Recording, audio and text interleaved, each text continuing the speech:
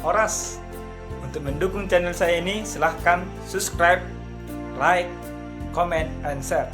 Di dalam channel ini, saya akan berbagi tentang kebenaran firman Tuhan, Bapak Ibu semuanya, dan juga untuk saudara-saudari sekalian. Sekali lagi, dukung channel saya ini dengan cara subscribe, like, comment, and share. Oras. Shalom. Jemaat Tuhan yang terkasih dalam nama Yesus, firman Tuhan bagi kita dalam ibadah Kamis Putih pada saat ini terambil dalam 1 Korintus pasal 11 ayat 23 sampai 32. Demikian firman Tuhan.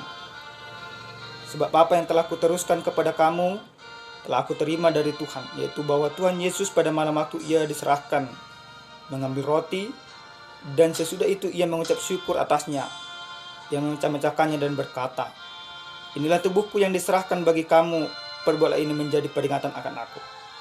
Demikian juga ia mengambil cawan sesudah makan, lalu berkata, "Cawan ini adalah perjanjian baru yang dimateraikan oleh darahku. Perbuatlah ini setiap kali kamu meminumnya menjadi peringatan akan aku.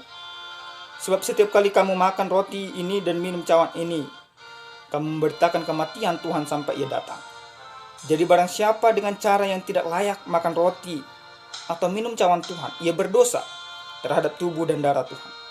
Karena itu hendaklah tiap-tiap orang menguji dirinya sendiri, dan baru sesudah itu ia makan roti dan minum dari cawan itu. Karena barang siapa makan dan minum tanpa mengakui tubuh Tuhan, ia mendatangkan hukuman atas dirinya. Sebab itu banyak di antara kamu yang lemah dan sakit, dan tidak sedikit yang meninggal. Kalau kita menguji diri kita sendiri, hukuman tidak menimpa kita. Tetapi kalau kita menerima hukuman dari Tuhan, kita dididik supaya kita tidak akan dihukum bersama-sama dengan dunia ini." Shalom, Bapak Ibu jemaat yang terkasih dalam Kristus Yesus. Firman Tuhan ini disampaikan oleh Paulus kepada jemaat yang ada di Korintus kala itu. Kenapa Paulus sampai memperingatkan jemaat yang ada di Korintus? Jelas karena mereka sudah menyeleweng dari kebenaran firman Tuhan. Ada suatu kebiasaan, yaitu bagi orang-orang Kristen yang ada di Korintus. Ketika mereka akan menerima yang dinamakan perjamuan kasih, sebelum menerima perjamuan kudus, mereka terlebih dahulu makan bersama. Mereka terlebih dahulu diajarkan untuk saling berbagi. Tetapi fakta, realita yang sebenarnya tidak lagi terjadi demikian. Kenapa? Karena di dalam perjamuan kasih yang terjadi justru diskriminasi sosial, yaitu antara si kaya sama si miskin. Si kaya tidak mau berbagi makanannya dengan si miskin karena mereka menganggap bahwa makanan si miskin tidak layak untuk mereka makan, atau makanan mereka tidak layak untuk dimakan si miskin karena mereka terlalu miskin. Oleh karena itu, Paulus mencoba memperingatkan mereka, mencoba mengembalikan ajaran yang sebenarnya, yaitu tentang makna dari perjamuan kudus. Di sana jelas dikatakan bahwa ajaran yang Paulus sampaikan adalah ajaran dari Yesus. Sebelum Yesus ditangkap, Yesus terlebih dahulu mengajarkan kepada para murid-muridnya bagaimana sebenarnya yang akan terjadi, yang akan dilakukan untuk para muridnya dan dunia ini. Yaitu di dalam perjamuan malam itu dikatakan di sana bahwa Yesus memecah-mecahkan roti yang digambarkan sebagai tubuh Kristus.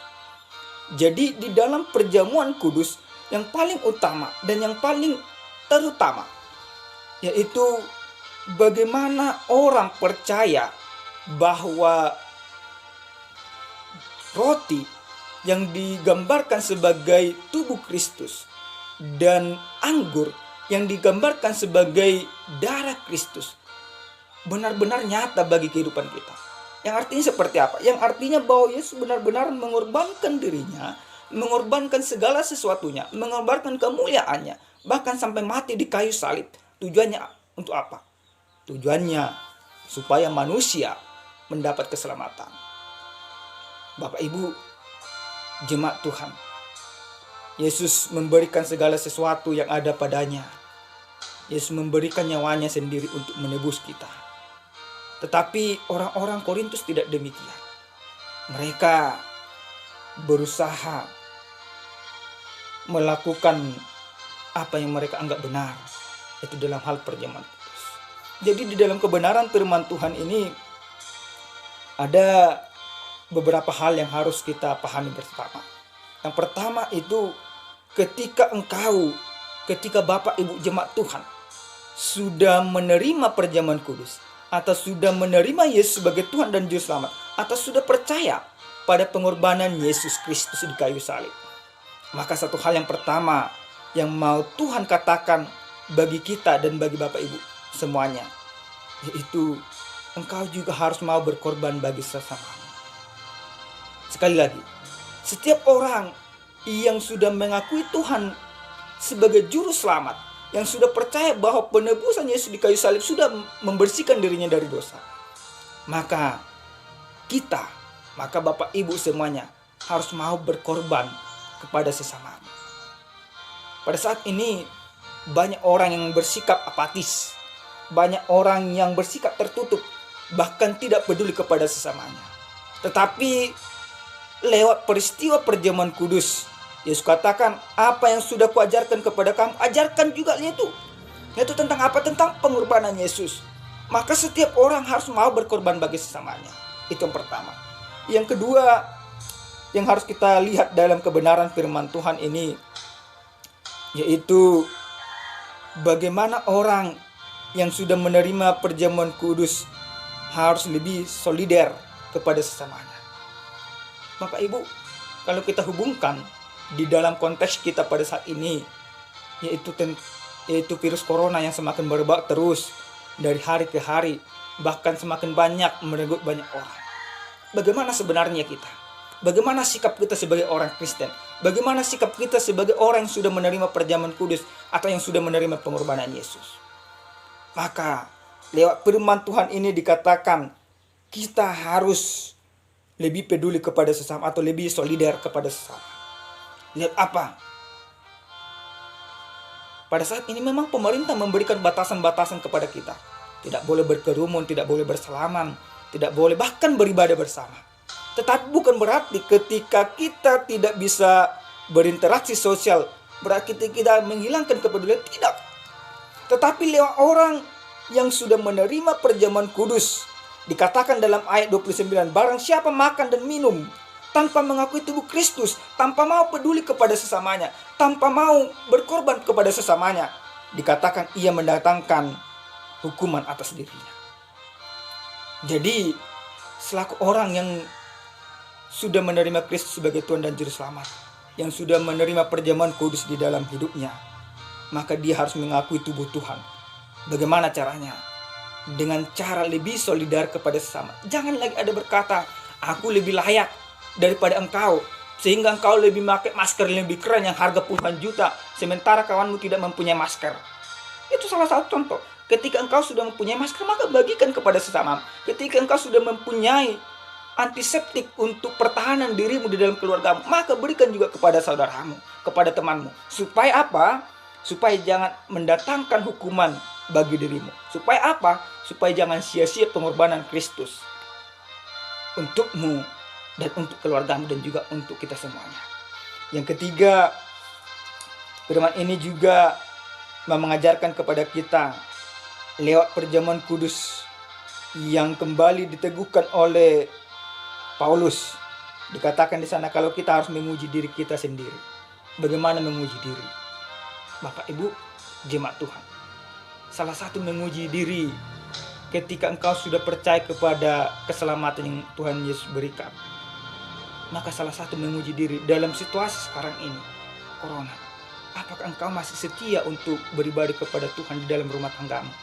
Atau justru engkau melakukan peristiwa ini justru untuk berleha-leha, justru untuk tidur-tiduran, justru untuk tidak melakukan apa yang Tuhan kehendaki. Gereja-gereja mengatakan bahwa peribadahan tidak dilakukan di dalam gereja, tetapi di rumah masing-masing. Tujuannya apa? Tujuannya engkau tetap setia memuji Tuhan. Maka firman ini mau mengatakan kepada kita, kalau kita memuji diri kita sendiri, hukuman tidak menimpa kita. kalau kita setia di dalam iman, tetap memuji Tuhan, tetap mempermuliakan Tuhan, walaupun kita di dalam rumah kita masing-masing, maka kita tidak akan menimpa hukuman daripada Tuhan. Tetapi kalau Bapak Ibu jemaat Tuhan semuanya sudah dikumandangkan untuk terus berdoa, untuk setia memuji Tuhan sekalipun di rumah kita masing-masing, tapi engkau tidak melakukannya, maka Tuhan pasti menghukummu. Bukan saat ini, tetapi di dalam penghukuman yang akan datang. Oleh karena itu firman ini mengajarkan kepada kita, yaitu orang yang sudah menerima perjamuan kudus, dia harus lebih peduli kepada sesamanya. Yang kedua, orang yang sudah menerima perjamuan kudus, sekalipun ini di dalam peristiwa yang tidak mengenakan, yang tidak kita inginkan, tapi kita harus lebih solidar, mau berbagi kepada sesama. Tidak berarti kita menjadi apatis, menjadi tertutup.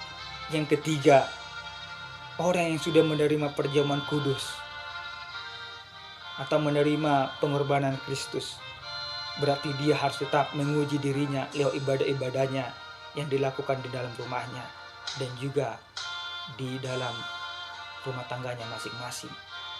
Demikian firman Tuhan. Amin. Selamat beribadah, selamat setia kepada Tuhan kita berdoa. Terima kasih Tuhan atas kebaikan firman Tuhan bagi kami. Tuhan mengajarkan kepada kami supaya kami tetap kembali percaya kepada Tuhan.